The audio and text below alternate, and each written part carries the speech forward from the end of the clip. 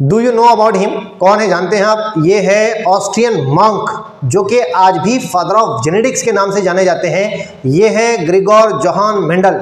इन्होंने यहाँ पर law of inheritance, law of dominance, law of independence expression, इस यहाँ सारे कंसेप्ट्स को रिप्रेजेंट किया है।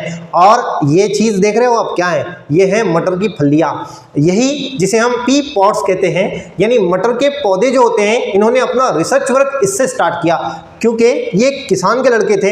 इन्होंने यहाँ पर इस पौधे के ऊपर अपना रिसर्च वर्क पर्टिकुलर और स्पेसिफिक तरीके से रिप्रेजेंट किया 1860 के अंदर। और इस रिसर्च वर्क में इन्होंने पी प्लांट को ही क्यों सिलेक्ट किया, इसका रीजन ये था, ये पी प्लांट्स जो होते हैं ये इजीली रिप्रोड्यूस हो जाते हैं और इजी ब्रीडिंग होता है इनमें, ये रीजन था। सेकेंड वन रीजन ये था कि ये जो पी प्लांट्स हैं ये बहुत ही इनका लाइफ साइकिल शॉर्ट होता है, यानी ये एनुअल प्लांट है और बहुत ही जल्दी इनकी नस्लें डेवलप हो जाती हैं। नेक्स्ट वन रीजन ये रहा कि इस पी प्लांट के अंदर में जो सीड्स रिप्रोड्यूस होते हैं वो बहुत ह्यूज अमाउंट में होते हैं। और इनमें नेक्स्ट वन ये रीजन रहा कि इनमें बहुत ही इंटरेस्टिंग 7 कॉन्ट्रास्टिंग कैरेक्टरिस्टिक्स प्रेजेंस होते हैं, यानी 7 मवाजनाती कैरेक्टर प्रेजेंस होते हैं जो हम आसानी से आंखों से देख सकते हैं। अब यहाँ पर वो 7 कैरेक्टरिस्टिक्स क्या थे? सबसे पहले कैरेक्टरिस्टिक्स ये था कि जो इस पौधे के जो फली में जो बीज होता है उसका जो शेप होता है, कुछ में राउंड होते हैं और कुछ में यहाँ पर इस तरह से खुरदुरा होता है।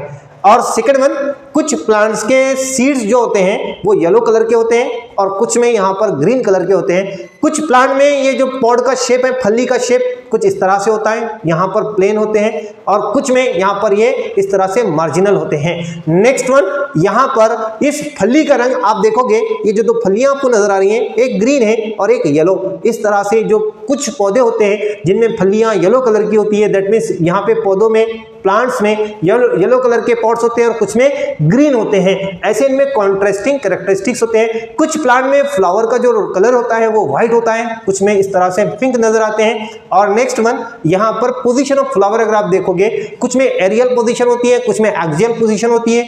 नेक्स्ट वन, कुछ पौधे छोटे होते हैं, कुछ पौधे बड़े होते हैं।